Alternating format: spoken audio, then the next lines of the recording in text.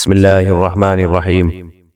رسول اللہ صلی اللہ علیہ وسلم نے ارشاد فرمایا، ان من افضل ایامکم یوم الجمعہ فاکثروا علی الصلاۃ فیہ فاکثروا من الصلاۃ فیہ۔ فرمایا تمہارے دنوں میں سب سے بہترین دن جمعہ کا دن ہے، اس لیے اس دن مجھ پہ کثرت سے درود پڑھا کرو۔ فإن صلاتکم معروضۃ علی، یہ کہ تمہارا درود مجھ تک پہنچایا جاتا ہے۔ صحابی نے پوچھا، یا رسول اللہ کیف تعرض علیک صلاتنا وقد ارمت، ہمارا درود آپ تک کیسے پہنچایا جائے گا جبکہ آپ جب دنیا سے جائیں گے، قبر میں جسم آپ کا ختم ہو جائے گا، تو ہمارا درود آپ تک کیسے پہنچے گا؟ تو آپ صلی اللہ علیہ وسلم نے فرمایا، ان اللہ حرم علی الارض اجساد الانبیاء، اللہ تعالیٰ نے پیغمبروں کے جسموں پر زمین پر پیغمبروں کے جسموں کو حرام کر دیا۔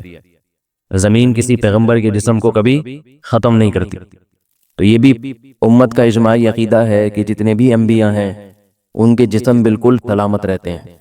شہداء میں تو یہ بہت زیادہ مشاہدہ ہوتا ہے، بہت سارے شہداء کے جسم سلامت رہتے ہیں۔ تو ایک اور حدیث میں آپ صلی اللہ علیہ وسلم نے فرمایا، من صلی علیہ صلاۃ صلی اللہ بہا عشرہ، جس نے مجھ پر ایک دفعہ درود بھیجا۔ درود کہتے ہیں نبی صلی اللہ علیہ وسلم کے لیے اللہ تعالیٰ سے خصوصی رحمت کی دعا کرنا۔ ایک ہوتا ہے عام دعا، کسی کے لیے بھی رحمت۔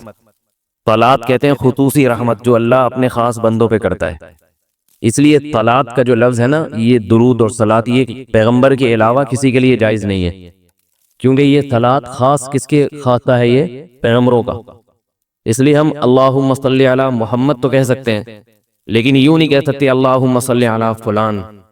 تو وہ صلی جو ہے نا، صلات، یہ خاص قسم کی رحمتیں ہوتی ہیں جو اللہ پیغمبروں پر بھیجتے ہیں۔ تبھی قرآن میں آتا ہے اولئک علیہم صلوات من ربہم ورحمہ، کہ جو لوگ صبر کرتے ہیں ان پر اللہ کی خصوصی رحمتیں بھی ہیں اور رحمت بھی ہے۔ تو پتہ چلا صلات اور رحمت میں فرق ہے۔ صلات اعلیٰ قسم کی رحمتوں کو کہتے ہیں۔ تو آپ صلی اللہ علیہ وسلم نے فرمایا، جس نے میرے لیے ایک مرتبہ رحمت کی دعا کی، درود شریف پڑھا میرے لیے، تو اللہ اس پر 10 رحمتیں بھیجتے ہیں۔ اور جمعہ کا دن زیادہ فضیلت ہے درود شریف پڑھنے کی۔ البتہ یہ جو جمعہ کے دن میں حدیث مشہور ہے کہ 80 سال کے گناہ معاف ہوتے ہیں جمعہ کے دن درود پڑھنے سے، یہ حدیث سند کے لحاظ سے کمزور ہے۔ لیکن یہ جو میں نے حدیث پڑھی کہ جمعہ کا دن سب سے بہتر دن ہے، فَأَكْثِرُوا عَلَيَّ مِنَ الصَّلَاةِ فِيهِ، لہذا اس دن مجھ پہ کثرت سے درود پڑھا کرو، یہ بالکل صحیح حدیث ہے۔ جمعہ کا دن درود شریف کی اضافی فضیلت ہے۔ آج چونکہ جمعہ کا دن ہے اس لیے میں نے کہا کہ اس بارے میں تھوڑی سی بات کروں۔ ایک اور حدیث میں آتا ہے، رسول اللہ صلی اللہ علیہ وسلم نے فرمایا، لا تجعلوا قبری عیدا وصلوا علی فإن صلاتکم تبلغنی حیث کنتم۔ فرمایا میری قبر کو عیدگاہ نہ بناؤ۔ جیسے میلوں کی جگہ ہوتی ہے نا، میلے ٹھیلے، عید پہ جب سب لوگ جمع ہو کے خوشیاں مناتے ہیں، تو جیسے مزاروں پہ ہوتا ہے نا، قوالیاں ہو رہی ہیں اور یہ میلے ٹھیلے ہو رہے ہیں، آج کل دیکھا ہے۔ تو پہلے زمانے میں بھی جب کوئی نیک آدمی دنیا سے جاتا تھا تو لوگ اس کی قبر پہ دھرنے مار کے بیٹھ جاتے تھے، اور وہ مجاور اور یہ سب جو ہمارے یہاں ہوتا ہے۔ تو آپ صلی اللہ علیہ وسلم نے منع کیا کہ میری قبر کے ساتھ یہ کچھ مت کرو، البتہ مجھ پہ درود پڑھا کرو، اور فرمایا کہ تم جہاں سے بھی درود پڑھو گے یہ مجھ تک پہنچے گا۔ اور حدیث میں رسول اللہ صلی اللہ علیہ وسلم نے فرمایا، ما من احد یسلم علی الا رد اللہ علی روحی فارد علیہ، کہ جب بھی کوئی مجھ پر سلام بھیجتا ہے اللہ میری روح کو میرے جسم میں لوٹاتے ہیں اور میں اس کے سلام کا جواب دیتا ہوں۔ اب یہ کیسے ہوتا ہے؟ چونکہ یہ برزخی زندگی میں ہے، لہذا اس کی کیفیات میں اور گہرائی میں جانے کی اجازت نہیں ہے۔ جیسے اللہ بہتر سمجھتے ہیں یہ ہوتا ہے، اس کی حقیقت کا ہمیں علم پوری طرح نہیں ہے، وہ برزخی زندگی ہے۔ اور حدیث میں آتا ہے رسول اللہ صلی اللہ علیہ وسلم نے فرمایا کہ رغم انف رجل ذکرت عنده فلم يصلی علی، اس شخص کی ناک خاک آلودہ ہو جائے جس کے سامنے میرا نام لیا جائے، میرا تذکرہ ہو اور وہ مجھ پہ درود نہ پڑھے۔ ایک اور حدیث میں آپ صلی اللہ علیہ وسلم نے فرمایا، البخیل من ذکرت عنده فلم يصلی علی، وہ شخص کنجوس ہے، بخیل ہے جس کے سامنے میرا نام آئے اور مجھ پہ درود نہ پڑھے۔ یعنی اتنی بڑی شخصیت اور اتنے بڑے محسن اعظم کا تذکرہ آ رہا ہے اور اس کی زبان سے دعا بھی نہیں نکلتی، تو اس سے بڑا کنجوس دنیا میں کون ہو سکتا ہے؟ ایک اور حدیث میں آپ صلی اللہ علیہ وسلم نے ایک شخص کو دعا مانگتے ہوئے دیکھا جس نے درود شریف پڑھے بغیر دعا شروع کر دی، تو آپ صلی اللہ علیہ وسلم نے فرمایا اس نے دعا میں جلدی کی ہے۔ پھر فرمایا تم میں سے جب کسی شخص کو دعا مانگنی ہو تو پہلے اللہ کی حمد و ثنا پڑھے، پھر مجھ پر درود بھیجے۔ قرآن مجید میں بھی اللہ نے حکم دیا ان اللہ و ملائکتہ یصلون علی النبی، کہ اللہ اور اس کے فرشتے، اللہ بھی رحمت بھیجتے ہیں اور فرشتے بھی رحمت کی دعا کرتے ہیں۔ یا ایھا الذین آمنوا صلوا علیہ وسلموا تسلیما، اے ایمان والو تم بھی محمد صلی اللہ علیہ وسلم پر درود بھیجا کرو اور سلام بھیجا کرو۔ درود اور سلام میں فرق یہ ہے کہ درود اللہ کی رحمت، اور سلامت کہتے ہیں کہ ہر برائی سے، ہر مشکل سے، ہر مصیبت سے بچائیں۔ تو کمال جبھی ہوتا ہے جب اللہ ہر شر سے بچا لیں اور اضافی رحمتیں بھی بھیجیں۔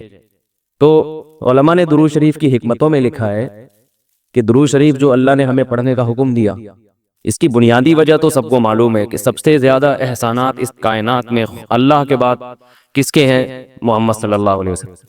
آپ صلی اللہ علیہ وسلم کے احسانات سب سے زیادہ ہیں انسانیت پر، انسان کو انسان آپ صلی اللہ علیہ وسلم نے بنایا، اور اہل اسلام تو سب سے زیادہ ان احسانات کے تلے دبے ہوئے۔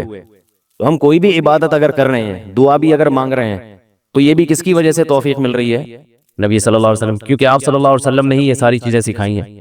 تو ہر کام میں حکم یہ ہے کہ بھئی جس کا احسان ہے، جس کی وجہ سے تمہیں یہ رہنمائی ملی، پہلے اس کا بھی تو کچھ خیال کرو، اس کا بھی جو ہے نا اللہ سے اس کے لیے دعا مانگو تاکہ تمہاری طرف سے بھی کچھ شکر ہو۔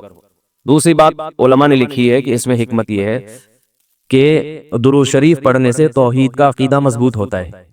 وہ توحید، درود شریف نبی سے دعا نہیں ہے بلکہ اللہ سے دعا ہے، کس کے لیے؟ نبی کے لیے۔ تو پتہ یہ چلا کہ نبی پر بھی اللہ کی رحمتیں ہوں گی، اور دعا کون مانگ رہا ہے؟ ہم مانگ رہے ہیں۔ تو اس میں نبی سے مانگنے کا دروازہ بند کر دیا کہ نبی سے مانگنے کا اسلام میں کوئی تصور نہیں ہے، بلکہ نبی کے لیے بھی اللہ سے مانگا جائے گا۔ تو جب نبی کے لیے بھی اللہ سے مانگنے کا حکم ہے تو اپنے لیے نبی سے کیسے مانگنے کا حکم ہو گیا؟ سمجھ میں آ رہی ہے بات کہ نہیں آ رہی؟ یعنی نبی کے لیے بھی کس سے مانگنے کا حکم ہے؟ اللہ سے۔ تو اپنے لیے کس سے مانگیں گے؟ بطریق اولا ہم پھر اللہ سے مانگیں گے۔ تو اس سے عقیدہ توحید مضبوط ہوتا ہے۔ اور تیسری بات یہ کہ علماء نے لکھا ہے کہ جب درود شریف پڑھیں تو اس نظریے سے نہ پڑھیں کہ نبی ہماری دعا کے محتاج ہیں، نبی اللہ کی رحمت کے تو محتاج ہیں، یہ تو درود شریف سے پتہ چلتا ہے، لیکن اللہ کی وہ رحمت اس وقت بھی ہوتی اگر ہم یہ دعا نہ مانگتے۔ تو ہمیں اس لیے ہے کہ ہم بھی انگلی کٹا کے شہیدوں میں نام لکھوا لیں۔ سمجھ رہے ہیں نا؟ اس کی حضرت مولانا اشرف علی تھانوی رحمہ اللہ نے بڑی پیاری مثال دی۔ فرمایا کہ جیسے کوئی بادشاہ اپنے شہزادے پر کچھ انعام کرنا چاہے، بادشاہ تو چاہتا ہے نا اپنی اولاد کو نوازنا، اپنے محبوب، شہزادہ اس کا محبوب ہوتا ہے، تو آپ اگر بادشاہ سے سفارش کر دیں کہ حضرت یہ تحفہ آپ اپنے شہزادے کو دے دیں، یا یہ فلاں چیز اپنے شہزادے کو، تو بادشاہ تو پہلے بھی دے رہا ہے، لیکن آپ کے کہنے سے وہ اور خوش ہو جائے گا، اور خوش ہو جائے گا کہ بھئی دیکھو جو کام میں چاہتا تھا یہ بھی اسی کی درخواست کر رہا ہے۔ تو نتیجہ کیا نکلے گا؟ تھوڑا سا آپ کو بھی دے دے گا وہ، ٹھیک ہے نا، کہ چلو یہ گڑ تم بھی منہ میٹھا کر لو اپنا، تم نے اتنا اچھا کام کیا۔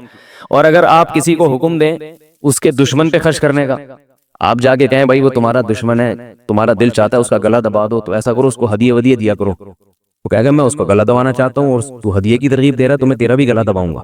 تو دشمن پہ خرچ کرنے کا جب حکم دیا جاتا ہے تو اس سے تھامنے والا غصے میں آتا ہے، دوست پہ خرچ کرنے کا، احسان کرنے کا جب آپ کسی کو کہیں گے تو وہ خوش ہوتا ہے۔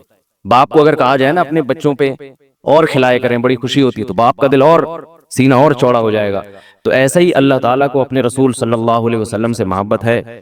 اللہ تو خصوصی رحمتیں بھیجیں گے ہی، لیکن ہم اگر اللہ سے درخواست کر دیں گے کہ اللہ تو خصوصی رحمتیں بھیج، تو اس میں تھوڑی سی ہماری بھی کیا ہو جائے گی؟ دخل اندازی ہو جائے گی۔ اللہ تو ویسے ہی کر رہا ہے، تو اللہ کہے گا چلو تو نے بھی سفارش کر دی، ان پہ تو کر ہی رہا ہوں، یہ 10 رحمتیں تجھ پر بھی ہو جائیں گی۔ اور چوتھا فائدہ کیا ہے درود شریف پڑھنے کا؟ کہ انسان کے دل میں محمد صلی اللہ علیہ وسلم کی محبت بڑھتی ہے۔ انسان جس کے لیے دعا مانگتا ہے لاشعوری طور پہ نبی صلی اللہ علیہ وسلم کی جتنی زیادہ محبت ہوگی، اللہ کی خود بخود اتنی ہی زیادہ ہوگی، کیونکہ نبی سے محبت اللہ ہی کی وجہ سے ہوتی ہے، یہ الگ الگ چیز نہیں ہے، اللہ کے رسول ہے نا، اسی وجہ سے تو ہے۔ تو جتنی محبت بڑھے گی اللہ کی محبت اتنی زیادہ۔ اور پانچواں فائدہ کہ جتنی نبی کی محبت ہوگی، انسان کو جس سے محبت ہوتی ہے اس کی اتباع آسان ہوتی ہے، بغیر دلیل کے بھی مانتا چلا جاتا ہے۔ جس سے نفرت ہوتی ہے نا اسے ہر بات پہ دلیل، کیوں بھائی ایسا کیوں ہے؟ اور اگر محبت ہو تو وہ کوئی کام کا کہے تو سمجھ میں آئے نہ آئے، انسان کہتا ہے بس کر لو۔ صحابہ کرام کی محبت کے جو واقعات ہیں، حضرت انس رضی اللہ تعالی عنہ جب بھی کھانا پکتا تھا، اگر اس میں لوکی یا کدو پکتا تو کدو کے ٹکڑے تلاش کر کر کے کھاتے تھے۔ لوگوں نے پوچھا کیوں بھائی؟ فرماتے ہیں کہ میں نے رسول اللہ صلی اللہ علیہ وسلم کو دیکھا ہے کہ کدو شوق سے کھاتے تھے آپ، تو نبی سے محبت تھی، کدو سے محبت ہو گئی۔ حالانکہ یہ شریعت کا حکم نہیں ہے لوکی اور کدو سے محبت کرو، یہ تو اپنی انسان کی اپنی رغبت ہوتی ہے، کسی کو کسی چیز سے، کسی کو کسی چیز سے، لیکن عشق کی انتہا ہوتی ہے تو انسان کو محبوب کی محبوب چیزوں سے بھی ہو جاتی ہے۔ تو ہمیں بھی اگر نبی صلی اللہ علیہ وسلم سے محبت ہوگی صلی اللہ علیہ وسلم، تو اگر کدو سے نہ بھی ہو تو کوئی اتنا مسئلہ نہیں ہے، لیکن فرائض واجبات سے تو ہو جائے گی نا، جو شریعت میں ضروری ہیں، جن کی آپ صلی اللہ علیہ وسلم نے بہت تاکید کی ہے، ان سے تو ہوگی نا کم از کم۔ محبت نہیں ہے تو ہر وقت بیٹھ کے لوجک کی تلاش، داڑھی تک نہیں رکھے گا، داڑھی کا سمجھاؤ تو بھائی کیوں بھائی، پھر یہ سمجھاؤ کہ بھائی آپ صلی اللہ علیہ وسلم کے اخلاق ایسے تھے، نہیں میری سمجھ میں نہیں آتے، ایسے کیسے اخلاق بنائے جا سکتے ہیں خادموں کے ساتھ؟ تو محبت ہو جاتی ہے تو سارے کام آسان ہو جاتے ہیں۔ تو درود شریف پڑھنے کا ایک فائدہ یہ بھی ہے، تو اس لیے ہمت کر کے علماء نے جو ایک نصاب بتاتے ہیں نا، روزانہ 100 دفعہ صبح 100 دفعہ شام، ویسے تو سب سے بہتر درود ابراہیمی ہے جو نماز میں ہم پڑھتے ہیں، آپ صلی اللہ علیہ وسلم نے سکھایا ہے۔ یہ نہ ہو مشکل لگے تو اتنا کر لو صلی اللہ علیہ وسلم، صحیح ہے نا؟ یہ 100 دفعہ پڑھ لیں، کتنا ٹائم لگتا ہے اسے؟ صبح 100 دفعہ پڑھ لیا، 100 دفعہ شام کو پڑھ لیا، اور اگر پورا ہفتہ توفیق نہیں ملتی تو کم از کم جمعہ ہی کے دن پڑھ لے انسان۔ سمجھ رہے بات کو نہیں سمجھ رہے بھائی؟ میرا خیال ہے نہیں آ رہی۔ جمعہ کا دن پڑھ لے انسان، اس میں زیادہ فضیلت ہے۔ اور یہ جو درود شریف ہے نا، یہ صلی اللہ علیہ وسلم پورا پڑھنا چاہیے۔ میں کل بھی بیان میں کہا تھا نا، ساشے آ رہے ہیں ہر چیز کے، تو جیسے سلام کے ساشے نا، سلام کرنا ہو نا، اتنی سی آواز آتی ہے بس، تو درود شریف بھی حضور صلی اللہ علیہ وسلم نے فرمایا۔ لوگ کیا کہتے ہیں؟ حضور صلی اللہ علیہ وسلم نے فرمایا، بھائی صلی اللہ علیہ وسلم بول دو پورا۔ لکھنے میں بھی علماء نے بیان کیا ہے کہ مجلس میں، کسی مجلس میں جب آپ صلی اللہ علیہ وسلم کا نام آئے تو کم از کم ایک دفعہ درود شریف پڑھنا واجب ہے، بار بار واجب نہیں ہے، بار بار افضل ہے۔ مجلس میں جب ایک دفعہ نام آیا تو پہلی دفعہ بہرحال واجب ہے، یا کم از کم ایک دفعہ اس مجلس میں، بار بار پڑھنا ضروری نہیں ہے، بہتر ہے۔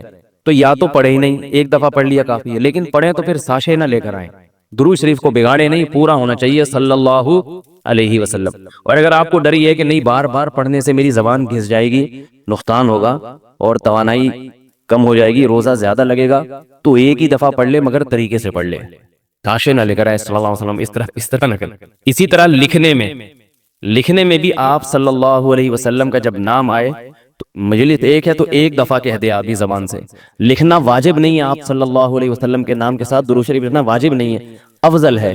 تو یا تو اگر یہ ڈر ہے کہ میں نے لکھ دیا پورا نام تو میرا پین گھس جائے گا، سیاہی کا خرچہ زیادہ آئے گا، پیسے زیادہ بھرنے پڑیں گے مجھے، مہنگائی کا دور ہے، اتنی سیاہی میں افورڈ نہیں کر سکتا، تو پورا نام ہی نہ لکھے، یعنی درود شریف لکھے ہی نہیں۔ لیکن اگر لکھنا ہے تو چھوٹا سا سواد نہ ڈالے، سمجھ رہے بات؟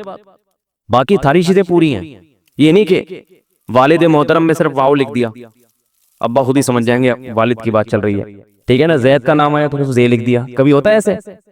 ہوتا ہوگا شاید آپ کے یہاں۔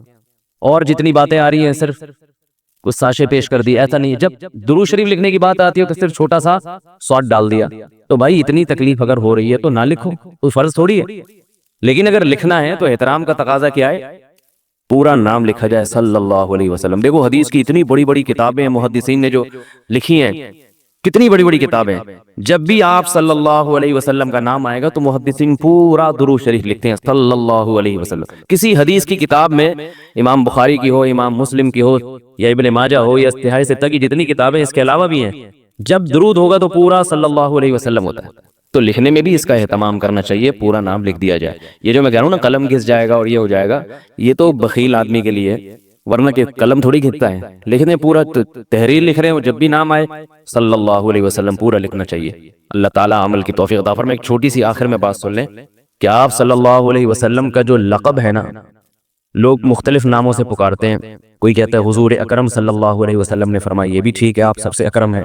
کوئی کہتا ہے سرور دو عالم صلی اللہ علیہ وسلم نے فرمایا، کوئی کہتا ہے حضور صلی اللہ علیہ وسلم نے فرمایا، یہ سب ٹھیک ہے نام، لیکن سب سے بہترین جو نام آپ کے لیے ہے رسول اللہ صلی اللہ علیہ وسلم، کیونکہ اس سے بڑا لقب کوئی بھی نہیں ہے۔ رسول اللہ کا مطلب اللہ کے سفیر، تو یہ سب سے بڑا منصب ہے۔ اس لیے عام استعمال میں جو صحابہ کا بھی طریقہ تھا، نبی اللہ، صحابہ کیا کہتے تھے؟ نبی اللہ یا رسول اللہ۔ تو محدثین بھی جو لفظ آپ کے لیے استعمال کرتے ہیں، رسول اللہ صلی اللہ علیہ وسلم یا نبی اللہ، تو عام استعمال میں یہ زیادہ بہتر ہے۔ وہ بھی ٹھیک ہے، سرور کائنات حضور اکرم شفیع المذنبین تب صحیح ہے، لیکن ہوتا ہے نا جب بہت سارے آپشن ہو تو انسان سلیکٹ کرتا ہے سب سے بہترین کو. تو سب سے بہترین لفظ آپ کے لیے کیا ہے؟ رسول اللہ. یہ سب سے بہترین لفظ. اللہ تعالیٰ سمجھنے کی عمل کی توفیق. آج بہت سارے آپ کو پڑھے لکھے لوگ نظر آئیں گے جو اس دنیا کے ظاہر سے دھوکہ کھاتے ہیں. لوگ گائیڈنس لیتے ہیں یا تو مذہب سے، اور آج کل گائیڈنس لے رہے ہیں مذہب کو جب نکال دیا تو موٹیویشنل اسپیکر سے گائیڈنس لے رہے ہیں. انسان کو کاؤنسلنگ کی ضرورت ہوتی ہے، گائیڈنس کی ضرورت ہوتی ہے، تو وہ کہتا ہے یار جو مجھ سے زیادہ پڑھا لکھا ہے میں اس کو فالو کروں، اس سے سمجھوں مجھے کیا کرنا چاہیے. تو اب علماء کو تو لوگ سنتے نہیں ہیں، جو دنیا پرست لوگ ہیں کہتے ہیں انہیں کیا پتا، یہ پڑھے لکھے تو ہیں نہیں، بہت سو کو انگلش نہیں آتی، بہت سو کو سائنس کا پتہ نہیں ہے، ان سے نیوٹن کا پہلا قانون پوچھ لو وہ نہیں پتا ہوگا، دوسرا لا پوچھ لو وہ نہیں پتا ہوگا، بہت سو کو تو نیوٹن کا ہی نہیں پتا. یہ کیا ہمیں گائیڈ کریں گے؟ جاہل، اجٹ، گنوار. ان کو ربنا آتینا فی الدنیا حسنۃ وفی الآخرۃ حسنہ یہ دعا یاد ہے. اس کا سائنس سے کوئی تعلق ہے؟ بولو. ان کو بہت زیادہ رب اغفر وارحم وانت خیر الراحمین یہ آتی ہے، ان کو سورہ فاتحہ یاد ہے. تو یہ پڑھے لکھے نہیں ہیں، یہ کون لوگ ہیں؟ جاہل. یہ ہمیں کیا سمجھائیں گے کیسے لائف گزارنی ہے؟ ہمیں سمجھانے کے لیے ضروری ہے کہ جو سمجھانے والا ہو سب سے پہلے اس کو انگلش، اس کو تاکہ دنیا کا پتہ ہو، دنیا کا پتہ ہو، پھر ہم ان سے سیکھیں گے. وہ کیا کریں گے؟ آسان سی بات کو گھما پھرا کے پیچیدہ کر کے بیان. مجھے کلک اصل میں شارٹ کلپ دیکھا، اس پہ اتنی ہنسی آئی ہے. موٹیویشنل اسپیکر غلط باتیں نہیں کرتے، بہت سی اچھی باتیں بھی کرتے ہیں، کوئی ان کا مذاق اڑانا مقصد نہیں ہے، لیکن ان میں بعض بڑے بڑے پھینکو ہوتے ہیں. وہ کل کسی نے مجھے ایک مزاحیہ کلپ بھیجا، اس نے کسی موٹیویشنل اسپیکر کا بہت مذاق اڑایا تھا. وہ موٹیویشنل اسپیکر کہہ رہا تھا کہ میرا مقصد اس کا مذاق اڑانا نہیں ہے، میرا مقصد اس تفریح ہے. چٹکلا آ گیا نا، مجھے مزہ آیا، ہنسی آئی تو میں بھی ہنس لیا. باقی میرا مقصد مذاق اڑانا نہیں ہے. اور اس کی بات، جس بات پہ مذاق اڑایا وہ بات بھی کوئی اتنی غلط نہیں تھی، لیکن آپ کو پتہ ہے پاکستانی قوم کسے چھوڑتی ہے. تو وہ اسپیکر بڑا مشہور آدمی ہے، وہ لوگوں کو سمجھا رہا ہے کہ لائف میں مصیبتیں آتی ہیں تو جیسے چائے کے اوپر بلائی آ جائے نا تو پھونک مار کے ملائی ہٹا کے چائے پی لیتے ہیں، ایسے ہی زندگی میں مصیبتیں آئیں پھونک مار کے ہٹاؤ اور چلتے رہو. لائف مصیبتوں کی وجہ سے رکو نہیں. میسج تو اچھا میسج ہے، لیکن کسی پاکستانی نے اس کا ریکارڈ لگایا، ایک بندہ بٹھا دیا، کہہ رہا یار میرا باپ آئی سی یو میں، میری ماں کو یہ بیماری، میرے یہ مسئلے. اس نے اس کی تقریر سن کے کہا مصیبتیں چائے میں ملائی کی طرح ہیں، پھونک مارو سائڈ پہ. اس نے کہا ابا کو سائڈ پہ لگاؤں میں کیا؟ ابا کو میں کیا کروں؟ سائڈ پہ لگاؤ، اس ٹینشن کا علاج بتا میں کیا کروں؟ اماں بھی بیمار ہے، ابا بھی بیمار ہے، گھر میں درجنوں مسائل، پھونک مارو ملائی کو سائڈ پہ. تو مجھے وہ آپ لوگ کلپ نہ دیکھیں، اس نے کوئی بہت بیہودہ زبان بھی استعمال کی ہے جو کسی شریف آدمی پہ زیب نہیں دیتی. لیکن بات اصل میں یہی ہے، کتنا آسان ہوتا پھونک مار کے سائڈ پہ لگاتے. بھائی ٹینشن کا علاج بتاؤ اللہ کے بندو، وہ علاج اسلام کے علاوہ کوئی بھی نہیں بتاتا. اسلام کیا کہتا ہے؟ پھونک مار کے سائڈ پہ لگاؤ؟ نہ نہ نہ. اذا اصابتہم مصیبہ، کیسی پیاری آیت ہے. ہمارے نیک بندوں کو جب کوئی مصیبت پہنچتی ہے، اور مصیبت بھی چھوٹی نہیں، اس سے پہلے جو مصیبت کا ذکر ہے وہ ہے موت. وَلَنَبْلُوَنَّكُمْ بِشَيْءٍ مِّنَ الْخَوْفِ وَنَقْصٍ مِّنَ الْأَمْوَالِ وَالْأَنفُسِ وَالثَّمَرَاتِ وَبَشِّرِ الصَّابِرِينَ. اللہ کہتے ہیں ہم تمہیں جھنجھوڑیں گے. وَلَنَبْلُوَنَّ، نبلو بھی نہیں ہے، لَنَبْلُوَنَّ تاکید، جھنجھوڑ کے رکھ دیں گے ہم تمہیں، خوف میں مبتلا کر کے. بعض دفعہ دشمن کا خوف ہوگا، کوئی ملک چڑھائی نہ کر دے، امن ختم، دہشت گردوں کا راج ہو جائے گا. وَنَقْصٍ مِّنَ الْأَمْوَالِ، مالی نقصانات ہونا، کاروبار ٹھپ، روڈ پہ آ گئے. اب مصیبت کو پھونک مار کے سائڈ پہ لگاؤ، ملائی کو پھونک مارنا آسان ہے، مصیبت کو پھونک مارنے میں آدمی کی اپنی پھونک نکل جائے گی، بلکہ جب زیادہ ٹینشنیں آتی ہیں نا تو پھونک مارنے کے لیے پھونک ہی نہیں بچتی انسان کے اندر۔ وَنَقْصٍ مِّنَ الْأَمْوَالِ کا مالی نقصان ہوگا، وَالْأَنفُسِ جانی نقصان، بیوی مر گئی، باپ مر گیا، شوہر مر گیا، بیٹا مر گیا، یہ ہوتے ہیں نا جوان بیٹا چلا گیا نظروں کے سامنے۔ ہمارے ایک دوست نیوی میں آفیسر، ان کا جوان بیٹا ڈوبا، کیا گزرتی ہے یار انسان پہ، کسی کا جوان بیٹا اس کے سامنے ڈوب جائے، پھر لاش ملے اگلے دن، کیا قیامت گزرتی ہے کہ نہیں گزرتی، اللہ سب کو بچا کے رکھے۔ نیوی کے لیفٹیننٹ کمانڈر کرنل تھے کیا ابھی ریٹائر ہو گئے، کرنل یعنی وہ خود ہیں لیکن کرنل وہ تھے۔ ان کو تسلی کیسے ملی، ان کا جوان بیٹا سمندر میں ڈوب کے شدید ڈپریشن میں چلے گئے۔ یہاں پھونک مارنا آسان نہیں ہے، لاش بیٹے کی اگلے دن نکلی، کیا حال ہوتا ہے انسان۔ اللہ نے ان کی قسمت میں ہدایت لکھی تھی، انہوں نے کہا یار میرے غم کا مداوا خدا کے سوا کوئی نہیں۔ انہوں نے مجھے خود اپنا واقعہ سنایا کہ میری بیٹی دیندار تھی، پردہ کرتی تھی، نماز پڑھتی، اس نے مجھے تسلی دی، کوئی موٹیویشنل اسپیکر نے نہیں، باپ کو تسلی دے رہی ہے نو عمر بیٹی جو دیندار ہے، اور یہ کرنل ہیں جن کو جنگوں میں لڑنے کے لیے پیدا کیا گیا ہے، ان کو تسلی نہیں ہو رہی، ڈپریشن میں جا رہے ہیں۔ کہہ رہے میری چھوٹی بیٹی جو پردہ کرتی، نماز پڑھتی، اس نے کہا کہ ابو یہ غم عارضی ہے، جو قسمت میں لکھا تھا وہ ہو کے رہنا تھا، اس نے مرنا تھا، اور یہ جدائی ہمیشہ کے لیے نہیں ہے، ایک دن ملاقات ہو جائے گی، اس پہ صبر کریں گے اجر ملے گا، واویلا کریں گے اجر ضائع ہوگا۔ جتنا بڑا غم اتنا بڑا اجر اللہ نے رکھا ہے۔ حدیث میں آتا ہے رسول اللہ صلی اللہ علیہ وسلم نے فرمایا، بعض دفعہ ایسا ہوتا ہے ان اللہ اذا احب قوما ابتلاہم، جب اللہ محبت کرتے ہیں مصیبت میں ڈال دیتے ہیں، اس مصیبت میں اس کا دل نرم ہو کے اللہ کی طرف مائل ہو جاتا ہے۔ ان کے ساتھ بھی ایسا ہی ہوا، اس مصیبت میں دل ہو گیا نرم، ان کو لگا کہ بھائی سکون اللہ کے سوا کسی کے پاس نہیں ہے، داڑھی رکھ لی، نمازی بن گئے، جامعۃ الرشید سے تعلق ہوا، جامعۃ الرشید نے ان کے ذمے کچھ کام لگائے، آج بہت سارے کاموں کو جامعہ کے انہوں نے سنبھالا ہوا ہے۔ اسٹائل کرنلوں والا ہی ہے، فوجی میں یہ بڑا مسئلہ ہوتا ہے، اس کے ذمے کوئی کام بھی دے دو نا اس کا اسٹائل وہی رہتا ہے۔ ان کے ذمے اسکول لگایا، وہ فوجی اسٹائل سے چلانا شروع کر دیا انہوں نے، فوجی اسٹائل سے۔ پہلے تو اساتذہ پریشان ہو، بھائی یہ میدان جنگ ہے، یہ کیا ہے؟ خیر ان کا اسٹائل چینج نہیں ہوا، انہوں نے کہا تم چینج ہو جاؤ، ہم چینج۔ اب وہ اسکول پتہ نہیں چل رہا کہ وہ ہے کیا، ڈسپلن اتنا زیادہ نا، بالکل اچھا ہے۔ خیر کچھ لوگ بھاگ بھی گئے وہاں سے نا، بولا بھائی ہم ان کو افورڈ نہیں کر سکتے۔ خیر تو کیا ہے، اس غم میں ایسا نہیں تھا کہ پھونک مار کے سائڈ پہ ہو لیے، بیٹی نے تسلی دی، وہ خود مجھے انہوں نے اپنا واقعہ بھرے مجمع میں سنایا لوگوں کو، مجھے بھی، میری تو دوستی ہے، مجمع میں بھی سنایا، یار میری بچی کی وجہ سے آج میری اتنی بڑی داڑھی ہے، آج میں نماز پڑھتا ہوں، مجھے سکون ہے زندگی میں۔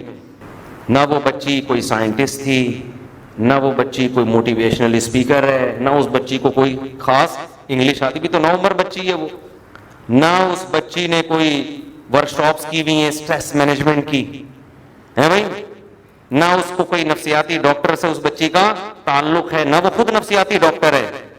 جو کام بڑے بڑے نفسیاتی ڈاکٹر سائیکالوجسٹ نہیں کر سکے، وہ کام ایک 9 عمر بچی نے کر دکھایا۔ کیا تسلی، ایک ہی جملہ، بھائی ہم آخرت کے لیے بنے ہیں، ہم دنیا کے لیے ہے ہی نہیں ہم دنیا۔ تو نبی نے کیا فرمایا، اللہ ہم سب کو مصیبتوں سے بچائے، دعا یہی مانگنی چاہیے۔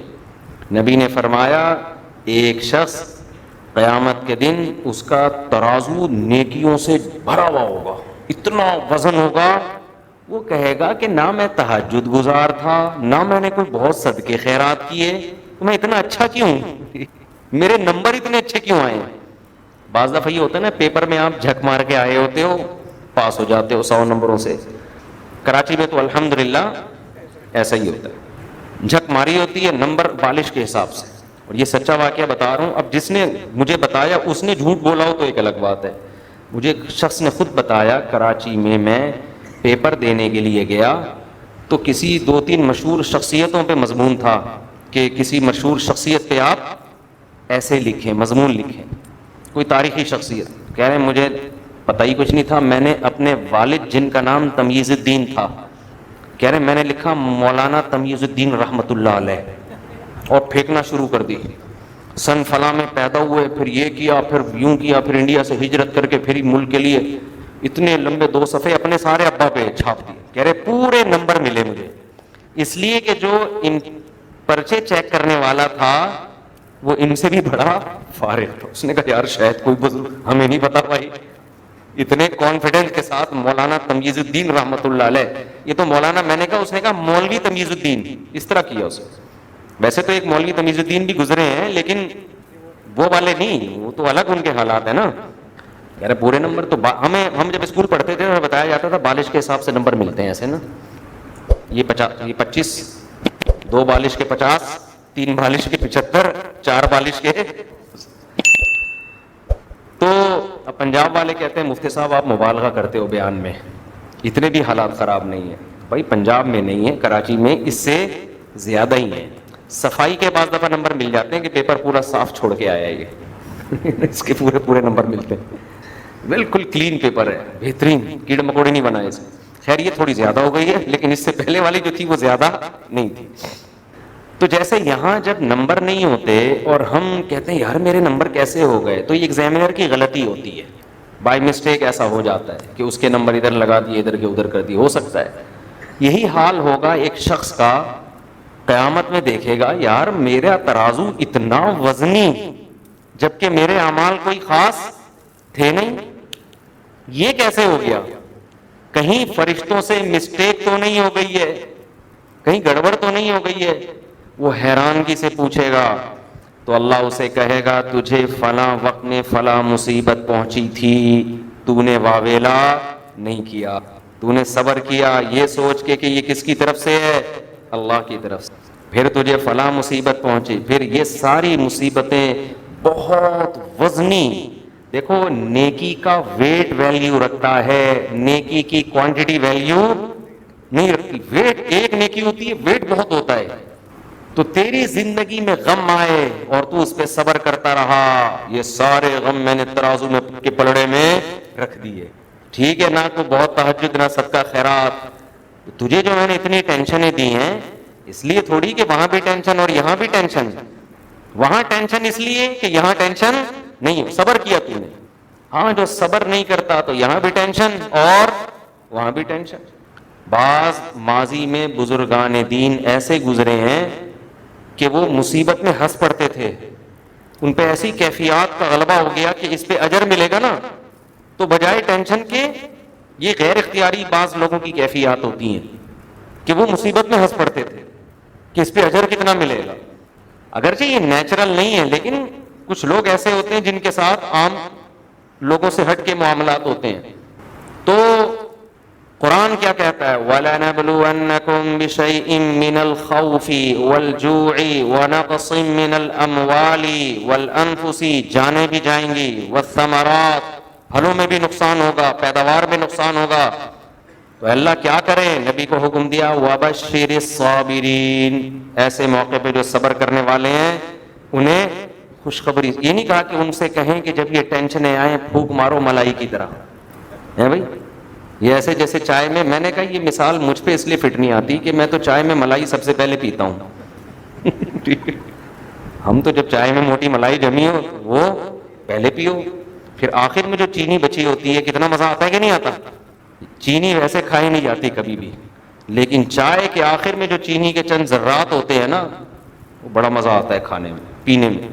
چائے بھی پیو اور وہ چینی کے آخر میں، پتہ نہیں مجھے آتا ہے، سب کو باقیوں کو نہیں پتا، سب کو ہی آتا ہے میرا خیال ہے. تو وَبَشِّرِ الصَّابِرِينَ، قرآن کہتا ہے صبر کرنے والوں کو آپ خوشخبری سنا دیں. اے اللہ صبر کی ڈیفینیشن کیا ہے؟ کیا مطلب؟ ہمیں رونا آ رہا ہے، ٹینشن ہو رہی ہے، نیند اڑ گئی، تو کیا یہ صبر نہیں ہے؟ اللہ نے اگلی آیت میں صبر کو ڈیفائن کر دیا کہ صبر کی ڈیفینیشن یہ، بس اتنا ہو جائے تو ہم صابرین میں شمار کر لیں. وہ صبر کی ڈیفینیشن کیا ہے؟ یہ نہیں ہے کہ رونا نہ آئے، وہ تو غم میں رونا بھی آتا ہے، بعض دفعہ نیند بھی اڑ جاتی ہے انسان کی۔ فرمایا الذین اذا اصابتہم مصیبہ، جب انہیں کوئی مصیبت پہنچتی ہے، قالوا، تو زبان سے کہتے ہیں، دل سے سوچنے کا بھی تذکرہ نہیں کیا کیونکہ وہ غیر اختیاری ہے۔ دل سے یہ سوچتے ہیں نا، زبان سے یہ کہتے ہیں کیونکہ دل کا سوچنا آپ کے اختیار میں نہیں ہے۔ بعض دفعہ آدمی دل میں نہیں سوچ رہا ہوتا، یہ نہیں سوچا جاتا اس سے، وہ کہتا ہے اللہ یہ کیوں ہوا میرے ساتھ، یہ غیر اختیاری ہے۔ جیسے ہمارے نبی کی نواسی کا انتقال ہوا، آپ کی گود میں آپ کے آنکھ سے آنسو جاری ہو گئے، آپ نے فرمایا اے اللہ دل غمزدہ ہے لیکن زبان وہ کہے گی جس پہ تو راضی ہو۔ کنٹرول ہمارا دل پہ نہیں ہے، کنٹرول ہمارا کس پہ ہے؟ زبان پہ۔ زبان سے ہم اچھا جملہ کہیں گے، دل میں تو رونا آ رہا ہے، وہ ہمارے اختیار میں نہیں ہے۔ تو اس لیے اللہ نے یہ نہیں کہا کہ صابرین انہیں کہتے ہیں جو دل میں یہ کرتے ہیں، نہ، زبان سے یہ کہتے ہیں۔ کیا کہتے ہیں؟ انا للہ، ہم کس کے غلام ہیں؟ اللہ کے۔ غلام پر اپنی مرضی نہیں چلتی۔ جو لبرل لوگ ہیں نا، وہ سمجھتے ہیں یہ زمین ہمارے باپ کی ہے۔ وہ کیا سمجھتے ہیں؟ جو مذہب کو نہیں مانتا نا، وہ سمجھتا ہے یہ زمین ہمارے باپ کی زمین، یہ پراٹھے جو ہم کھا رہے ہیں ہمارے باپ کے پراٹھے، یہ جو ہماری صحت ہے یہ ہمارے باپ کی صحت ہے۔ باپ سے مراد ہماری اپنی۔ جب کسی کی کوئی چیز ہوتی ہے تو اس کو اس کے باپ سے تعبیر کیا جاتا ہے، بھائی تیرے باپ کی سائیکل ہے جو ایسے چلا رہا ہے، کہہ رہے ہوتے ہیں نا لوگ، ابے تیرے باپ کی گاڑی ہے جو اس طرح سے چلا رہا ہے، تو مطلب اپنی گاڑی کو بھی باپ کی گاڑی سے تعبیر کیا جاتا ہے۔ تو وہ یہ سمجھتے ہیں یہ زمین ہمارے باپ کی ہے، تبھی تو اپنی مرضی سے کھاتے ہیں، نہ حلال کی فکر نہ حرام کی۔ حلال و حرام کا فرق ان کی ڈکشنری میں نہیں۔ آپ ان کو بولو سود حرام ہے، ارے کیا مولویوں کے مسئلے ہیں یار، پیسے کماؤ، کیا مطلب؟ وہ کہتے ہیں ہم نجی زندگی میں کیا ہیں؟ آزاد۔ اس کا مطلب یہ زندگی ہمارے باپ کی، یہ پیسہ ہمارے باپ کا، اور یہ صحت ہمارے باپ کی، سب کچھ ہمارے باپ کا ہے، تو ہماری مرضی جیسے زندگی گزارے۔ لیکن جو خدا کو ماننے والے ہیں وہ کہتے ہیں ہمارا کچھ بھی، بولو ایک چیز بھی ہماری نہیں، سر کے بال سے پاؤں کے ناخن تک ہم پہ ہماری مرضی نہیں چلے گی۔ کیوں؟ اور عقل کا بھی یہی تقاضا ہے، بھائی وہ آسمان سے بارشیں برسانا چھوڑ دے، 2 منٹ میں ہمیں ہماری اوقات پتہ چل جائے گی۔ وہ وبائیں بھیج کے مار دے، ان یشاء یذھبکم ویأتی بخلق جدید۔ قرآن کہتے ہیں یہ جو اتنے 6 ارب تک انسان ہے نا، میں چاہوں ایک جھٹکے میں سب کو ہلاک کر دوں، دوسری مخلوق پیدا کر دوں۔ ہم کہیں گے ایسا ممکن نہیں ہے، یہ نہیں ہو سکتا، وبائیں آتی ہیں، کچھ لوگ مرتے ہیں، پھر ویکسین ایجاد ہو جاتی ہے، بہت سے بچ جاتے ہیں، یہ نہیں ہو سکتا۔ اللہ کہتے ہیں وما ذلک علی اللہ بعزیز، اللہ کے لیے یہ کوئی مشکل نہیں ہے، اللہ چاہے تو کر دے گا۔ تم اللہ کی نظر میں تمہاری اتنی ویلیو نہیں ہے جتنی تم نے سمجھ لی ہے، 2 منٹ لگیں گے تمہاری اوقات تمہیں پتہ چل جائے گی۔ اور بڑے بڑے لوگ فنٹر کیسے زمین پہ گرتے ہیں، موت ان کو پچھاڑتی ہے۔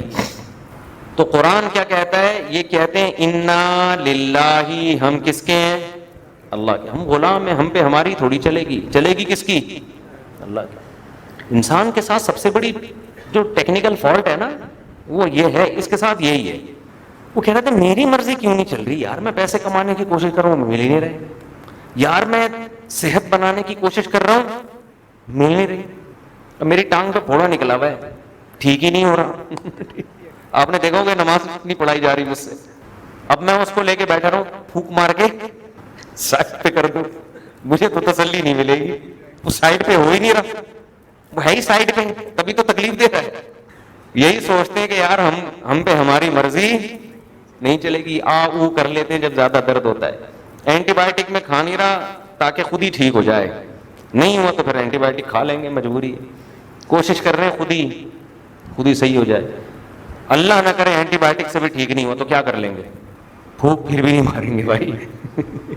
یہ مستقل ایک ٹینشن ہے، پھونک مار کے دائیں بائیں نہیں ہوگی، ہر چیز سوتے ہوئے میں مشکل، کھانا کھاتے ہوئے ٹیسیں اٹھ رہی ہیں، نماز پڑھتے ہوئے ٹیسیں اٹھ رہی ہیں، اس کا حل یہی ہے، اس کو پھونک مار کے سائڈ پہ کر نہیں سکتے آپ، تکلیف ہوتی ہے نا، تو مسلسل ٹارچر کرتی ہے انسان کو، اس کا حل یہ کہ سارے کام کاج چھوڑ کے بیٹھ جائیں گے، بس اسی پہ اللہ کیا ہے؟ خوش ہے، بس اللہ کیا ہے؟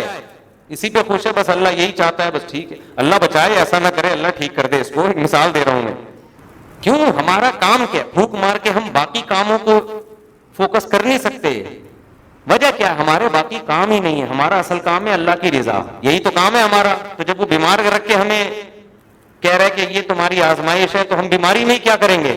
ہمارا کام ہی چینج ہو جائے گا. کام کی نوعیت کیا ہو جائے گی؟ بیماری میں صبر, یہی ہمارا کام ہوگا. بس نہیں آئی سمجھ میں بات؟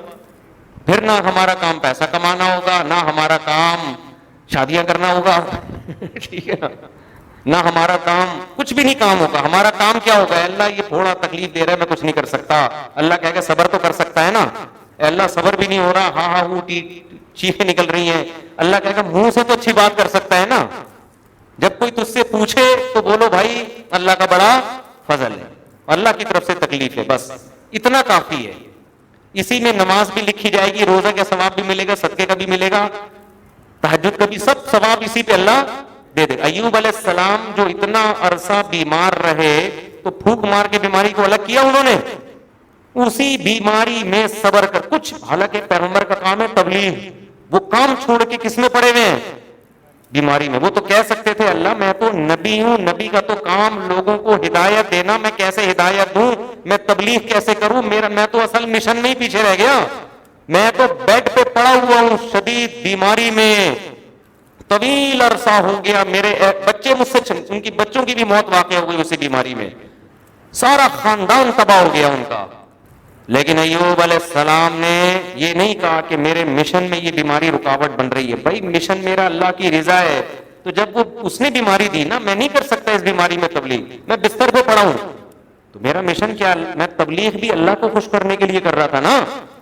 کیا خیال ہے؟ تو اب بیماری میں صبر بھی کس کو خوش کرنے کے لیے کروں گا؟ اللہ کا.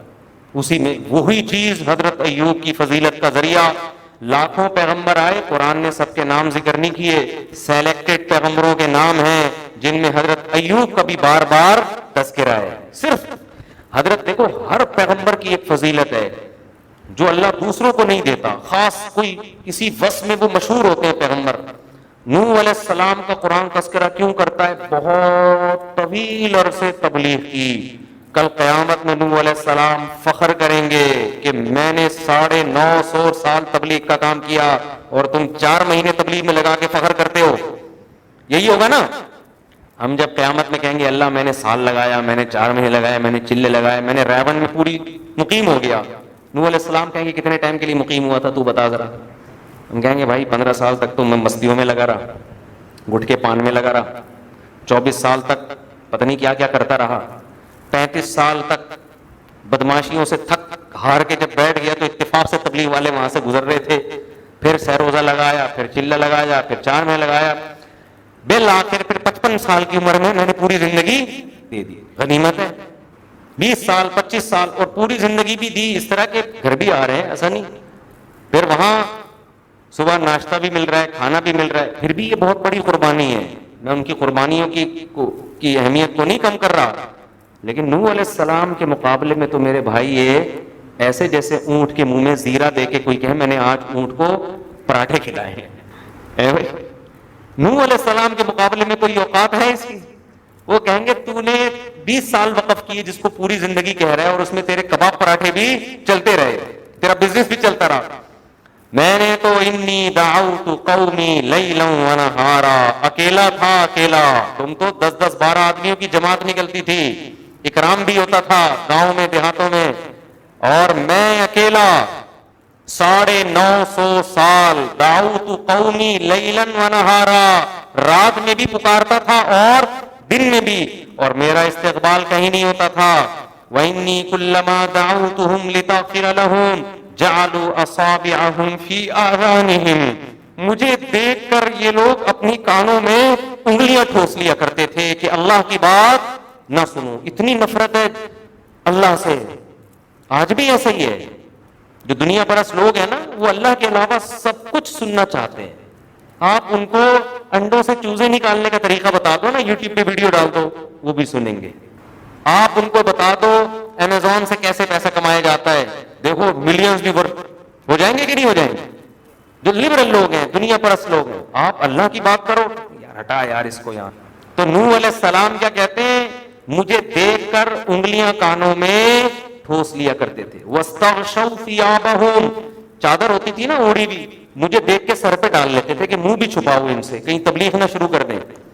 اور نوح علیہ السلام کہتے ہیں اے اللہ میں نے ان کو اتنا اس لیے سمجھایا لتغفر لہم، تاکہ تو ان کے گناہ کو معاف کر دے، ان کو جہنم کی آگ سے بچا کے کہاں لے جا؟ جنت میں. میرا کوئی فائدہ نہیں تھا، مجھے تو تبلیغ پہ اجر ملنا ہی تھا. ان کی خاطر میں دن رات تڑپتا رہا. تو نوح علیہ السلام کو کس بات پہ فخر ہوگا قیامت کے دن؟ اتنا لمبا عرصہ میں نے کس میں گزارا؟ دعوت اور تبلیغ میں. ہمارے نبی کو فخر ہوگا تھوڑے ٹائم میں وہ کر دکھایا جو 950 سال میں بھی نوح علیہ السلام نہ کر سکے. ایسی دعوت میں جان اللہ نے رکھی اور آخری نبی بنایا. تو ہر پیغمبر کی ایک الگ فضیلت. لیکن ایوب علیہ السلام کیا اس پہ فخر کریں گے میری دعوت سے اتنے لوگ مسلمان ہوئے؟ بھئی دعوت دینے کا ٹائم تو سارا کس میں گزر گیا؟ بستر پہ، بیماری میں، شدید بیماری، ٹھیک ہونے کا نام نہیں لے رہی. تو وہ پھونک مار کے انہوں نے بولو نہیں کیا. یہ میں اس لیے، میرا مقصد کسی کا مذاق اڑانا نہیں ہے، میں آپ سے بار بار یہ کہتا ہوں جو مذہب کو فالو نہیں کرتا وہ آپ کو گائیڈ بولو اس کی گائیڈنس میں جان نہیں ہے. کچھ اچھی باتیں کر لیتے ہیں، یہ ساری باتیں غلط نہیں ہوتی. حدیث میں آتا الحکمت ضالۃ المومن، اچھی بات کہیں سے بھی ملے لے لو، غیر مسلم سے بھی ملے لے لو. میں یہ نہیں کہہ رہا کہ ساری باتیں غلط ہوتی ہیں، بہت سی اچھی بھی ہوتی ہیں. جاندار گائیڈنس نہیں ہے. جاندار گائیڈنس صرف کس کے پاس ہے؟ قرآن کے پاس، پیغمبروں کے پاس. ایسا پلٹ دیتے ہیں نا پیغمبر تھوڑے دنوں میں معاشرے کو، ایسا پلٹ دیتے ہیں. حالانکہ پیغمبر کو تو انگلش بولو نہیں آتی، وہ تو اسکولوں کے پڑھے ہوئے بھی نہ کسی یونیورسٹی میں. اور یہی پیغمبر کا کمال ہے، کیونکہ وہ کسی یونیورسٹی سے پڑھتے تو وہاں کے ماحول کو قبول کر لیتے. دیکھو فرق پڑتا ہے نا، جو یورپ سے پڑھ کر آیا ہو کو ایجوکیشن میں، ٹھیک ہے بڑا بہترین سائنسدان ہوگا، لیکن پردہ اور فیملی سسٹم یہ سب باتیں اس کو فضول لگیں گی، کیونکہ اس نے وہاں کلچر ایسا دیکھا ہے. انسان کی عادت ہے وہ کلچر کے اثرات کو قبول کرتا ہے.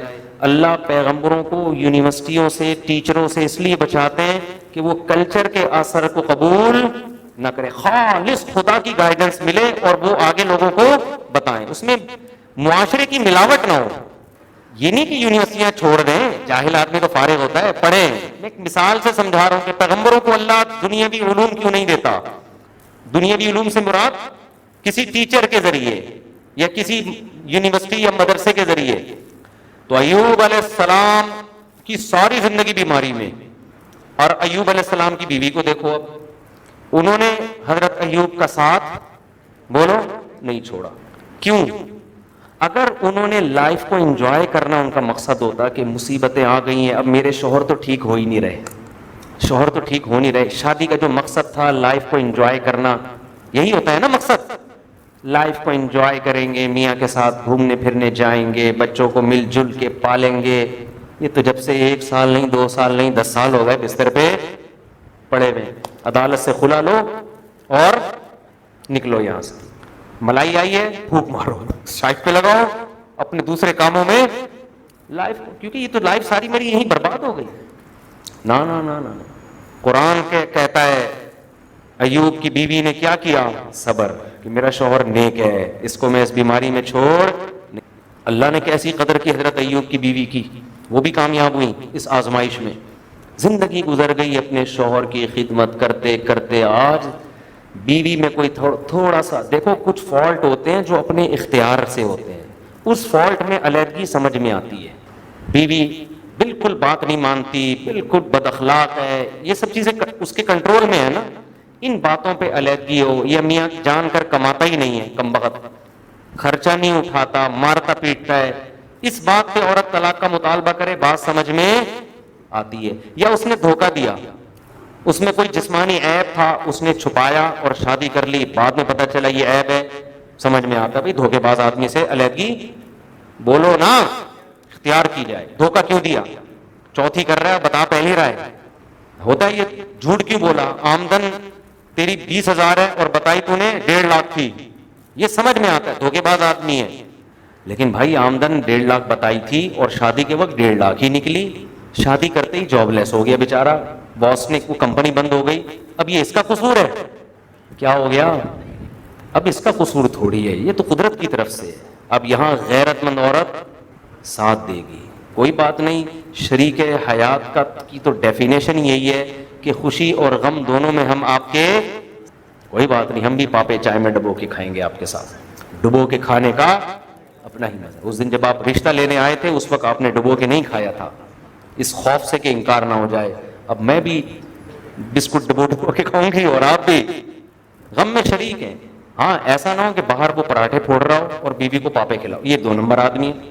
وہ بھی کہہ رہا ہے بیگم میری جیب میں پیسے نہیں ہیں، میں بھی یہی کھا رہا ہوں تمہارے ساتھ، بھائی وہ بھی تو۔ اسی طرح کوئی جسمانی ایپ پیدا ہو گیا شادی کے بعد، یہ عورت میں پیدا ہو گیا، پہلے صحیح تھی، شادی ہوئی، بھائی لکوا ہو گیا، خدا نخواستہ فالج ہو گیا، غیرت مند آدمی نہیں چھوڑے۔ ہم نے ایسے غیرت مند دیکھے ہیں، اپنے بڑوں میں دیکھے ہیں۔ آج کل ایسے غیرت مند مارکیٹ میں کیا ہو رہے ہیں؟ شارٹ۔ کیوں؟ دنیا کو مقصد بنا لیا ہے نا، لائف کو انجوائے کرنا ہے، تو یہ بیوی جس کو فالج ہوگی اب لائف کہاں انجوائے کرے گا آدمی یار۔ لیکن پہلے لوگ کہتے تھے اللہ ہے پہلے۔ میں نے ایک صاحب ہمارے محلے میں انتقال ہو گیا، بوڑھے ہو گئے تھے بہت، 90 سال ان کی عمر، اللہ مغفرت فرمائے۔ میں بچپن سے دیکھتا تھا اپنی بیوی کے علاج میں ہی لگے ہوئے تھے، ان کی بیوی بیڈ پہ پڑی ہوئی تھی، میرا خیال ہے ان کی 30-35 سال بیوی کے علاج میں لگ گئے، کبھی ہم نے ان کی پیشانی پہ بل نہیں دیکھے۔ یار میں تنگ آ گیا ہوں اس کم وقت کا علاج کر کر کے، مصیبت عذاب، مرتی بھی نہیں ہے، نہ نہ نہ نہ نہ۔ ہمیشہ ہم نے ان کو صف اول میں دیکھا نماز میں، داڑھی ماشاءاللہ، اور آ رہے ہیں نماز کے بعد جا رہے ہیں گھر، جو بھی ہو سک رہا ہے، کبھی کہیں سے جو ایک انسان پریشانی میں علاج کرواتا ہے، دم درود بھی کرتے رہتے تھے بیٹھ کے، پلیٹیں ولیٹیں پڑھ پڑھا کے، جو بیچارے ایک آدمی کر سکتا ہے۔ پہلے لوگوں میں وفا تھی، کیوں؟ مقصد دنیا ہے ہی نہیں، مقصد کیا ہے کہ بھائی جو اللہ کی طرف سے مصیبت آئی ہے تو اس میں صبر ہی کرنا ہے۔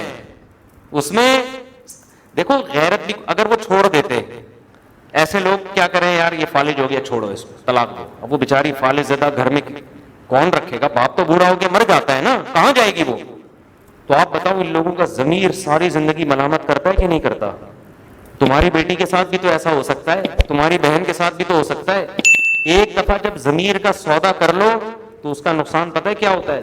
سب سے پہلا نقصان زندگی بھر کے لیے سکون ختم۔ یہاں جو غم ہے نا، اس غم میں تسلی مل رہی ہے خدا کی طرف سے کہ میں اجر لکھ رہا ہوں، اجر اجر۔ غیرت مند ہے نا، کوئی بات نہیں، پیسہ بھی جا رہا ہے، ٹینشن بھی لے رہا ہے، لیکن اللہ خوش ہے، اللہ شمار کرے گا وفادار لوگوں میں، غیرت مند لوگوں میں۔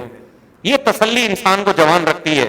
ابھی وہ 90 سال کے ہو کے بھی انتقال کا موڈ نہیں تھا، پتہ نہیں کہیں گر گئے، ہڈی وڈی ٹوٹ گئی تو انتقال ہو گیا، ورنہ مجھے نہیں لگ رہا تھا کہ یہ، مجھے وہ حدیث یاد آئی کہ نبی نے فرمایا من احب ان ينسأ له في اثره فليصل رحمه۔ حدیث میں آتا ہے، بخاری کی حدیث، جو چاہتا ہے اس کی عمر میں برکت ہو وہ رشتوں کو جوڑے۔ تو شاید اسی حدیث کی بیس پر، رشتہ ہے نا بیوی کا جوڑا انہوں نے، اللہ نے شاید اسی حدیث کی بیس پر ان کو عمر، اتنی لمبے سے اوپر ہی تھے وہ۔ اور میں ان سے مل کے بھی آیا انتقال سے چند دن پہلے، مجھے لگ نہیں رہا تھا کہ فی الحال ان کا انتقال کا کوئی پروگرام ہے۔ ان کے ساتھ کے جتنے تھے سب کے انا للہ ہو چکا تھا، پھر اطلاعی کے انتقال ہو گیا۔ میں نے کہا اللہ مغفرت فرمائے۔ اب یہ جو اجر ساری زندگی، حدیث میں آتا ہے سب سے بہتر صدقہ وہ جو اپنی زوجہ کو کھلاتے ہو۔ تو کتنی وفا کی نا، پہلے لوگوں میں تھی، عورتوں میں بھی مردوں میں بھی، آج دونوں میں کیا ہو گئی ہے؟ کیونکہ عیاشی مقصد ہے۔ تو دھوکہ ہو تو پھر تو ایک الگ بات ہے۔ اب کیا ہوا؟ ایوب علیہ السلام کی بیوی نے، یہ میں چائے میں جو ملائی آئی ہے نا، میں بتا رہا ہوں اتنا آسان نہیں ہے کہ پھونک مارو، یہ باتیں بہت اچھی ہیں۔ تو اللہ اس اسپیکر کو بچائے کسی ٹینشن سے، اللہ نہ کرے کوئی ٹینشن آئی، میں کہوں گا پھونک مار کے نکل آگے، کیا گا ابے پاگل ہو گیا میں، میرا چینل ہی بند ہو گیا کیا کروں؟ تو ایوب علیہ السلام کی زوجہ خدمت کرتی رہیں، نتیجہ کیا نکلا؟ ایک دن خدمت میں تھوڑی سی کوتاہی ہوئی، ایوب علیہ السلام کو آیا غصہ، بیماری میں انسان کو غصہ آ جاتا ہے نا۔ انہوں نے کہا میں ٹھیک ہو گیا، تجھے اللہ کی قسم 100 کوڑے ماروں گا۔ یہ انسان بیماری میں ڈپریشن، یعنی کچھ تھوڑی سی برداشت کم ہو جاتی ہے، چڑچڑاپن آ جاتا ہے، یہ معاف ہے پھر اللہ کی طرف سے، جیسے بوڑھے لوگوں میں ہو جاتا ہے۔ حضرت ایوب نے کہا میں ٹھیک ہو گیا نا، تجھے کتنے کوڑے ماروں گا؟ 100 کوڑے۔ اللہ نے نہ ایوب علیہ السلام کو ڈانٹ لگائی، کیونکہ اللہ کو پتا تھا اتنا انہوں نے صبر کیا، میں ان کے ایک جملے پہ تو نہیں پکڑوں گا نا ان کو کہ تیری خدمت کر رہی ہو تو کہہ رہے ٹھیک ہو جاؤں گا تو 100 کوڑے ماروں گا۔ اللہ نے ایوب علیہ السلام کو کوئی گناہ اب ٹھیک ہو گئے. اب ایوب علیہ السلام کو بھی خیال ہوا میری بیوی نے اتنی خدمت کی ہے, میں اس کو بیچاری کو کیسے 100 کوڑے ماروں. لیکن پیغمبر جب قسم اٹھاتے ہیں تو وہ ہمارے اور آپ کی قسموں کی طرح نہیں ہوتی. یہ اللہ کا نام لیا میں نے, قسم اٹھائی ہے. تو اللہ نے وحی کی حضرت ایوب کی طرف, کیا ایوب یہ خصوصی پیکج آپ کے لیے, آپ کی بیوی کو میں کوڑے نہیں لگنے دوں گا, یہ خصوصی پیکج آپ کے لیے. آپ ایک جھاڑو لیں جس میں 100 تنکے ہوں, ایک دفعہ لگا دیں یوں کر کے, ٹھیک ہے, میں اس کو 100 کوڑے لکھ دوں گا, آپ کی قسم بھی پوری ہو جائے گی, اس کو بھی کچھ نہیں ہوگا. تو اس سے کیا پتہ چلتا ہے, اللہ غافل نہیں ہے, وہ سب کو دیکھ رہا ہے, کون بیمار ہے, کون بیمار کی خدمت کر رہا ہے. اور بتاؤ میاں بیوی کے ایک دوسرے کی خدمت کرنا زیادہ ثواب ہے یا اولاد کا ماں باپ کی خدمت کرنا؟ ماں باپ کی تو اور زیادہ ثواب ہے. آج بوڑھے ماں باپ کو چھوڑ دیتے ہیں یار, ٹینشن کی یار پتہ نہیں کیوں مر بھی نہیں رہے ہیں یار, وہ بھائی کیا مسئلہ ہے یار. پھر وہ عیدی سینٹر میں جمع کراؤ, اولڈ ہاؤس میں جمع کراؤ. ابھی ایک کلپ آیا باہر کے کسی ملک کا کہ ماں باپ کو زہر پلانے کی کوشش کی, کسی نے لکھا ہے کہ یہ ہے وہ تہذیب یافتہ قوم. اور یہ واقعات بہت ہوئے ہیں. آپ گاؤں دیہاتوں میں جائیں گے نا, خاص طور پر غیر مسلموں میں اس کا ریشو مسلمانوں سے زیادہ, کیونکہ مسلمانوں کو تو موٹیویشن مل رہی ہے نا کہ ماں کی قدموں میں کیا ہے, جنت. حدیث میں آتا ہے جس نے بوڑھے ماں باپ کی خدمت کر کے جنت واجب نہیں کر لی, اس پہ اللہ کی لعنت, اس لیے کہ جنت کا بہترین آپشن ضائع کر دیا. چل ساری زندگی تو نہیں آیا دین کی طرف, اب تجھے اللہ نے ایک پیکج دیا ہے کہ بوڑھے کی خدمت کر لے, میں سارے گناہ تیرے سارے گناہ معاف کر دوں گا. اتنا بہترین آپشن بھی جس نے ضائع کر دیا, نبی نے فرمایا اس پر اللہ کی لعنت. عرب میں بوڑھے ماں باپ پہ لڑائیاں ہو جاتی ہیں, یہ میرے پاس رکھو, وہ کہتا ہے میرے پاس رکھو. کون چھوڑتا ہے بھائی غیرت مند. جوان کی کیا خدمت ہے, پانی مانگا پانی دے دیا, وہ تو خود بھی پی سکتا ہے. اصل تو خدمت شروع کس کب ہوتی ہے, جو آپ کے والدین نے بچپن میں آپ کے ساتھ کیا, جو انسان بھول جاتا ہے. جب اپنے بچوں کو دیکھا کرو نا کیسے ماں پالتی ہے, اپنے بچوں کو دیکھا کرو کہ آپ کی بیوی کیسے ان کو پال رہی ہے, پھر یاد آتا ہے انسان کو. تو غیرت مند آدمی تو چاہتا ہے کہ یار مجھے موقع ملے کہ میں کچھ تو ان کی خدمت کا بدلہ ان کو دنیا میں دوں. وہ تو بڑھاپے کا انتظار کرتا ہے کہ خدمت کا تو مزہ ہی کب ہے, بڑھاپے میں. لیکن آپ دیکھ لو آج کی جو نوجوان نسل ہے, اس کو ٹینشن ہوتی ہے یار نہ ہم کچھ کر سکتے ہیں, نہ میں باہر کمانے جا سکتا ہوں, پتہ نہیں کیا مسئلہ ہے ان لوگ کے ساتھ. کھانستے رہتے ہیں, چیختے رہتے. میں تو بعض گھروں میں نے خود دیکھا ہے, باپ ادھر پڑا ہوا بوڑھا کھانس رہا ہے, چیخ رہا ہے, ڈانٹ رہا ہے, کوئی پوچھتا ہی نہیں ہے, پکار رہا ہوتا ہے کوئی جواب نہیں دیتا. حالانکہ جس گھر میں ہے وہ بنایا کس نے, باپ نے بنایا. آپ کو پڑھایا کس نے, باپ نے پڑھایا. ساری صلاحیتیں, اب اس کی ہر بات الٹی لگ رہی ہے. بھائی وہ جتنی مرضی الٹی کرے, سیدھی بات تو ہر ایک کی برداشت ہو جاتی ہے, والدین کی تو الٹی ہی تو ہے جو برداشت کرنے کا ثواب لینا ہے. ایک بہت بڑے تابعی تھے, بہت بڑے تابعی. پہلے زمانے میں جو محدثین ہوا کرتے تھے نا, پوری دنیا سے لوگ ان کے پاس آتے تھے حدیث سیکھنے کے لیے. تو وہ درس دیتے تھے, اور شام سے, دمشق سے, مصر سے, عراق سے, کہاں کہاں سے لوگ ان کے پاس اونٹوں پہ بیٹھ کے آتے ان سے حدیث سننے کے لیے. بڑا مجمع لگا ہوتا, بڑے بڑے مشائخ. ان کی ماں گھر سے ان کو آواز دیتی, بوڑھی ماں, اور کہتی تو یہاں بیٹھا ہوا درس دے رہا ہے, چل جا کے مرغیوں کو دانا ڈال. بڑے بڑے علماء بیٹھے ہوئے, اور یہ اپنی مسند چھوڑ کے جاتے اور مرغیوں کو دانا ڈال کے واپس آ جاتے. کسی نے ان سے کہا کہ حضرت یہ مرغیوں کو اتنا پروٹوکول کیوں دے رہے ہیں آپ, اتنا اہم درس چل رہا ہوتا ہے آپ کا, اس میں خلل آتا ہے بیچ میں, لوگ اپنا ٹائم نکال کے آپ کے پاس آئے ہیں, یہ کسی کے ذمہ لگا دیں, ہمارے ذمہ لگا دیں, یا کوئی سیٹنگ کر دیں.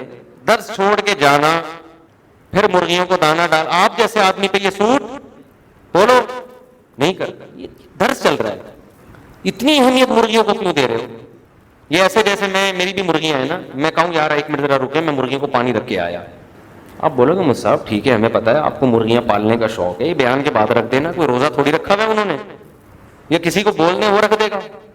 تو ان سے کسی نے پوچھا کہ اتنا اہم درس چل رہا ہے، قال اللہ قال رسول چل رہا ہے، لوگ دور دور سے آئے ہیں، اور ادھر آپ کی ماں بولتی ہے مرغیوں کو دانا ڈالو، آپ کیا کرتے ہیں؟ دانا ڈال دیں۔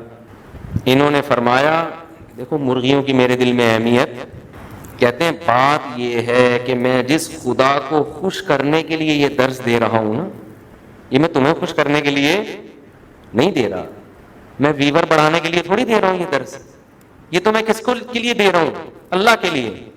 اگر میں اس وقت ماں کی بات نہ مانوں تو کون ناراض ہوگا؟ اللہ۔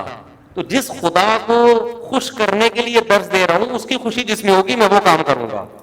تم نے درس سننا ہے سنو، نہیں سننا ہے نہیں سنو، میں تو اس خدا کو خوش کروں گا۔ مرغیوں کی ویلیو نہیں ہے، ویلیو کس کی ہے؟ ماں کی۔ وہ کہہ رہی ہے دانا ڈالو۔ اب مائیں دیہاتی ہوتی ہیں، ہم ہوتے ہم ان کی ماں کو سمجھا دیتے کہ آپ بعد میں بول دیا کریں، لیکن بعض مائیں دیہاتی ہوتی ہیں، ان پڑھ ہوتی ہیں، ان کو آداب نہیں پتا ہوتے۔ آدمی پڑھ لکھ جاتا ہے، اسے پتا ہے کس وقت کیا کہنا ہے، ماں کو نہیں پتا ہوتا۔ تو وہ بزرگ یہ نہیں دیکھ رہے کہ میری ماں پڑھی لکھی ہے کہ ان پڑھ ہے، وہ کہیں بھائی یہ سمجھانا کا تو بات کی چیز ہے، ابھی کس کو فالو کرنا ہے؟ وہ بھی غصہ ہوگی وہ کہ میں تجھے کیا کہہ رہی ہوں اور تو اپنا درس لے کے بیٹھا ہوا ہے۔ تو میں نے ایسے لوگ دیکھے آج بھی ہیں الحمدللہ، 15 سال سے باپ بستر پہ پڑا ہوا ہے کوما میں، اور بیٹا خدمت کر رہا ہے، بیٹے خدمت کر رہے ہیں۔ یہ جو میں بار بار کہتا ہوں نسل بڑھاؤ، یہ اس میں تمہارا فائدہ ہے، اپنی اولاد پہ بھی رحم کرو۔ بوڑھے ماں باپ کو پالنا بعض دفعہ ایک بندے کا کام نہیں ہوتا، اگر یہ ذمہ داری کئیوں پہ ڈیوائڈ ہو جائے تو سب مل کے پال لیتے ہیں۔ یہ اپنی اولاد پہ بھی ظلم ہے کہ آپ اس کو بہن بھائی نہ دیں، اس پہ بھی ظلم ہے، بس ساری ذمہ داری اس پہ آ جاتی ہے، وہ بیچارہ کسی کچھ اور کر ہی نہیں سکتا۔ اس کے لیے تو سعادت ہے کہ ماں کی خدمت کرے، لیکن ماں باپ کا بھی تو فرض بنتا ہے نا کہ، اور بڑھاپے کا زمانہ 20 30 سال چلتا ہے، 2 4 سال کی بات نہیں ہوتی، 60 70 سال کے بعد بالآخر بوڑھے ہونا شروع، اس کے بعد بعض دفعہ 20 30 سال۔ ہم تو اپنے نانا کو دیکھتے تھے بچپن سے ہی بوڑھے ہی دیکھ رہے تھے ہم ان کو، ان کی خدمت ہی ہو رہی تھی، نانا اور نانی دونوں ہمارے ایسے۔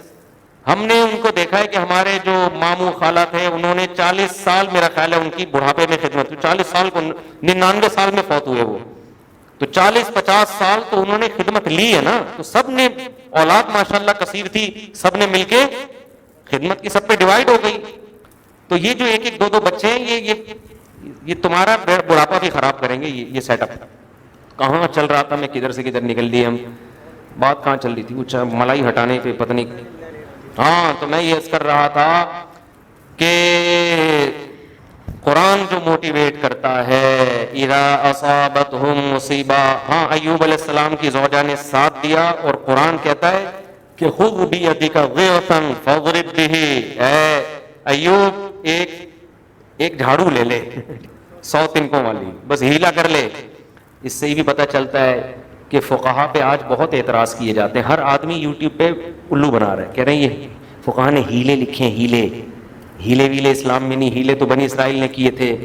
بھائی ہیلوں، کتاب الحیل کے نام سے نا باقاعدہ فقہ میں ایک باب ہوتا ہے، اس کا نام ہی ہیلوں کا باب، لیکن جن کے علم میں گہرائی نہیں ہوتی وہ کہتے ہیں دیکھو فقی لوگ، حنفیوں نے ہیلے بتائے، شافیوں نے ہیلے بتائے، یہ سب بنی اسرائیل کے ہیلے ہیں۔ ہیلے کی 2 قسمیں ہیں، ایک جائز ہیلے اور ایک حرام ہیلے۔ فقہا نے جائز ہیلے لکھے ہیں، اور یہ ہیلے قرآن سے ثابت ہیں۔ حضرت ایوب علیہ السلام نے کہا تھا 100 کوڑے ماروں گا، اللہ نے ہیلا بتا دیا، یہ کر لو، قانون بھی پورا ہو جائے گا اور بیوی کو تکلیف بھی نہیں ہوگی۔ تو فقہا یہ والے ہیلے بتاتے ہیں، وہ ہیلے نہیں بتاتے جس سے حرام حلال یا حلال حرام ہو جائے، سمجھتے ہو؟ تو علم پراپر علماء سے حاصل کیا کرو۔ خیر، تو قرآن کیا کہتا ہے، انا للہ، ہم کس کے غلام ہیں؟ اللہ کے۔ آدھی ٹینشن اس سے ختم۔ ابے بھائی جب ہم اپنے، یہ زمین نہ ہمارے باپ کی ہے، نہ ہماری باڈی ہمارے باپ کی، ہمیں پیدا کرنے والا بھی اللہ، ہماری جسم پہ مرضی بھی کس کی چلے گی؟ اللہ کی چلے گی۔ تو جو مل رہا ہے غریبی ہے بھائی، اس پہ خوشی مناؤ، جو نہیں مل رہا جتنا بھکاری کو جتنے پیسے مل جائیں اس پہ خوشی مناتا ہے، یا نہیں ملے تو ٹینشن لیتا ہے۔ ابے بھائی بھکاری کو آیا مانگنے، آپ نے 50 روپے کیسا خوشی خوشی لے کے جاتا ہے، اور آپ کو اللہ معاف کرو ٹینشن نہیں لیتا، اس لیے کہ اگر وہ ٹینشن لے تو رات کو ٹینشن سے مر جائے، کیونکہ زیادہ تر لوگ تو اس کو ریجیکٹ ہی کر رہے ہوتے ہیں۔ ایک بھکاری تھا بڑا ٹیکنیکل قسم کا، وہ کسی محلے میں گیا، کسی نے پوچھا کہ یار یہاں سے کتنا پیسہ اکٹھا ہو جاتا ہے؟ کہتا ہے اگر کل کل کر لو لفظ استعمال نہ کرے نا تو اس علاقے میں میرا لاکھوں روپے پھنسا ہوا ہے.